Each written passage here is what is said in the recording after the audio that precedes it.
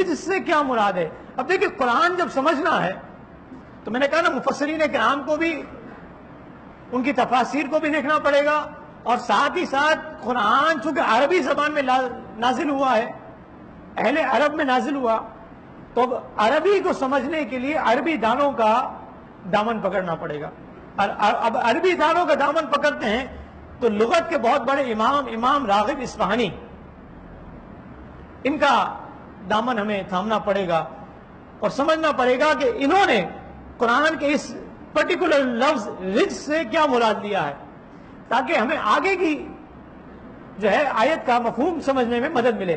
کیونکہ جب تک قرآن کے معنی و مفاہیم پر ہماری نظر نہیں ہوگی اس سے حاصل ہونے والے فوائد کو جو ہے ہم کما حقوق سمجھ نہیں سکتے۔ تو فرماتے ہیں کہ رجس گندگی کو کہتے ہیں الشیء القذر، یعنی وہ چیز جس کو انسان مکروہ جانتا ہے، ناپسند جانتا ہے، جس سے انسان گھن کھاتا ہے، دور ہٹتا ہے۔ تو فرمایا ان چیزوں کو اللہ تعالیٰ نے نبی کے اہل بیت سے دور کر دیا ہے۔ اب فرماتے ہیں کہ اس کی 4 صورتیں ہو سکتی ہیں کہ جس سے انسان جو ہے دور بھاگتا ہے، اور وہ کون کون سی 4 صورتیں؟ فرمایا من حیث الطبع، وہ چیز جس کو انسان طبیعت کے اعتبار سے غلط جانتا ہے، ناپسند جانتا ہے۔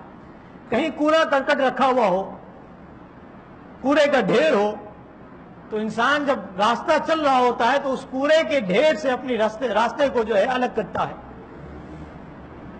یہی کرتا ہے، یا اس کوڑے کے ڈھیر پر جو ہے چلنا شروع کر دیتا ہے۔ انسان کی طبیعت جو ہے اس گندگی کے ڈھیر سے جو ہے نفرت کرتی ہے، گھن کھاتی ہے۔ تو فرمایا کہ اللہ تعالیٰ نے رجس سے نبی کے اہل بیت کو دور کر دیا، وہ رجس جس کو طبیعت ناپسند کرتی ہو۔ پھر فرمایا من جہت العقل، عقل کی جہت سے، یعنی جس چیز کو عقل جو ہے ناپسند کرتی ہو،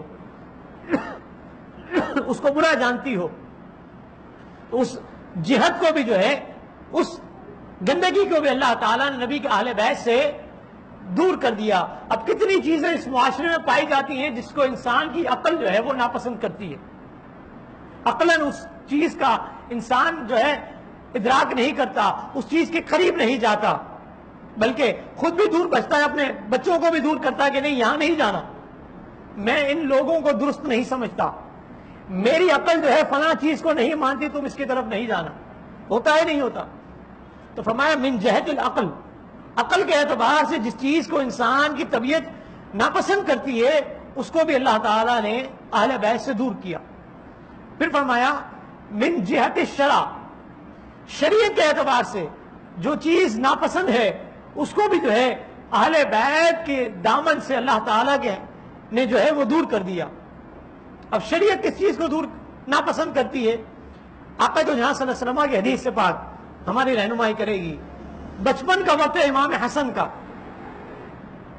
اور کہیں سے صدقے کی کھجوریں آئی تھی، تو امام حسن نے ایک کھجور لے کر اپنے منہ میں رکھ لی۔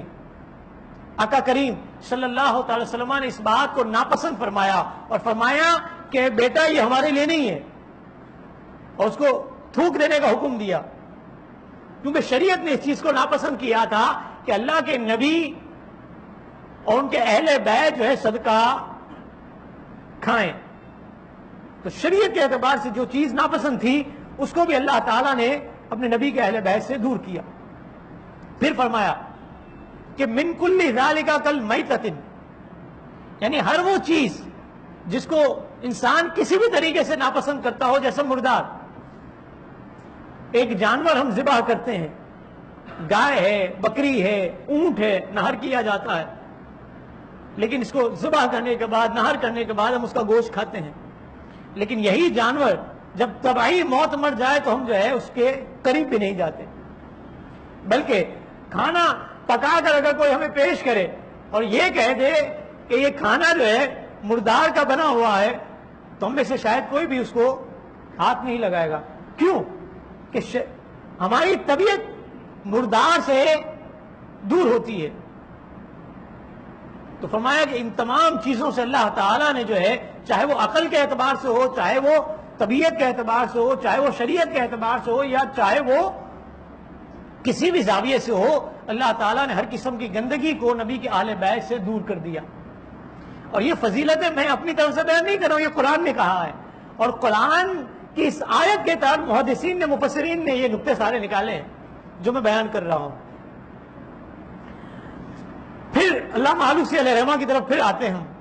انہوں نے کیا فرمایا؟ فرمایا کہ رجس کے بارے میں دیگر اقوال یہ بھی ہیں کہ سدی کے نزدیک رجس سے مراد یعنی گندگی سے مراد گناہ ہے.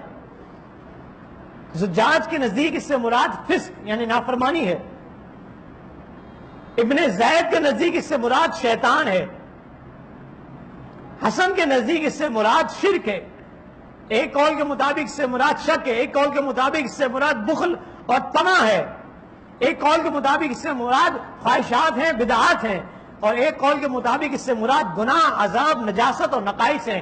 تو فرمایا کہ اللہ رب العالمین نے اپنے نبی کے اہل بیت کو جو ہے کن کن چیزوں سے دور رکھا؟ فرمایا گناہ سے دور کر دیا، نافرمانی سے دور کر دیا، شیطان سے دور کر دیا، شرک سے دور کر دیا، شک سے دور کر دیا، بخل سے دور کر دیا، طمع سے دور کر دیا، خواہشات سے، بدعات سے، گناہ سے، عذاب سے، نجاست سے، نقائص سے، ہر وہ چیز جس کو انسان برا جانتا ہے نبی کے اہل بیت کو اس سے پاک کر دیا. یعنی اتنے معنی حضور کے اہل بیت کی براعت میں جو ہے مفسرین کرام نے بیان کیے ہیں.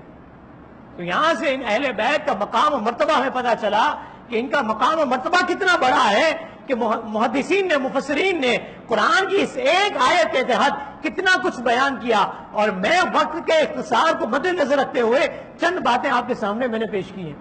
اگر میں وہ سارے اقوال بیان کرنے بیٹھوں تو آج کا مضمون فقط اسی میں پورا ہو جائے گا کہ نبی کے اہل بیت کو اللہ تعالیٰ نے کس کس طریقے سے، کن کن زاویوں سے اللہ رب العالمین نے ان کو جو ہے گندگیوں سے، ناپاکیوں سے اور بری چیزوں سے دور رکھا ہے.